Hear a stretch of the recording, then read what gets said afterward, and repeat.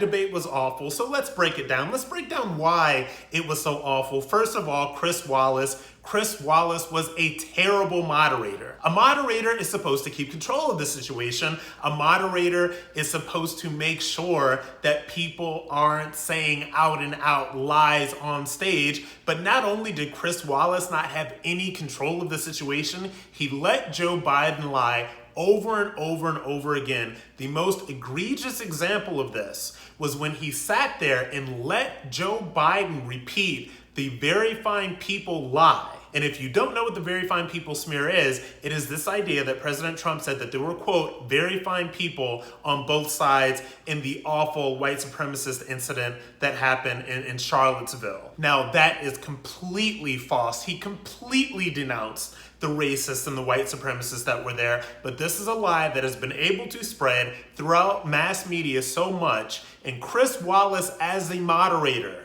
as somebody who is a journalist who is supposed to be fair and impartial, should have stopped that in its tracks. So that is only one of the many reasons why Chris Wallace did a very, very, very poor job moderating this presidential debate. He was flustered. He couldn't keep control of people. He was obviously very much out of his element and out of his comfort zone. I have to say, it is one of the worst presidential debate moderating jobs I have ever seen in my entire life. Now, to Joe Biden.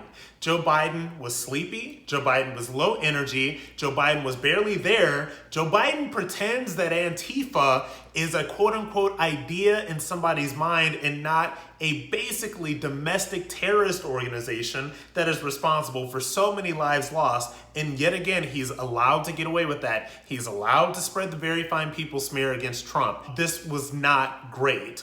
But this brings me to Trump. Now, what do we think about Trump? Everybody likes Trump here. I'm a Trump supporter. You're probably a Trump supporter. He was super hardcore aggressive. Now, I wonder if that was the right tactic to take that night on the debate stage, because I am not entirely sure that the hyper aggression that he went with is going to work well on the suburban voters that he has to win over. I watched the debate with a lot of people that were Trump's base, and we loved it. We loved every second of it. We loved the fact that Trump is a fighter. And not only did he have to debate Joe Biden, he had to debate Chris Wallace. Now, a lot of people give Trump a lot of criticism for how flustered he gets because he has to deal with the aggression and the lies of the mainstream media.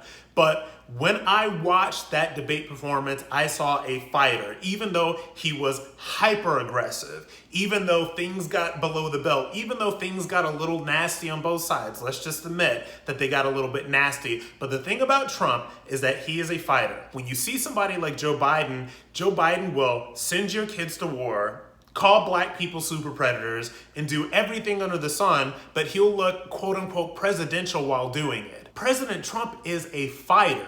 And even though his style was hyper aggressive last night, I think that for me, I saw somebody that was fighting last night. I saw somebody that was fighting for himself, that was fighting for the presidency, and that was fighting for America. And that's what we need in November. That's what I'm going to be voting for. And I think that that is what the vast majority of the people that are watching are going to be voting for come November.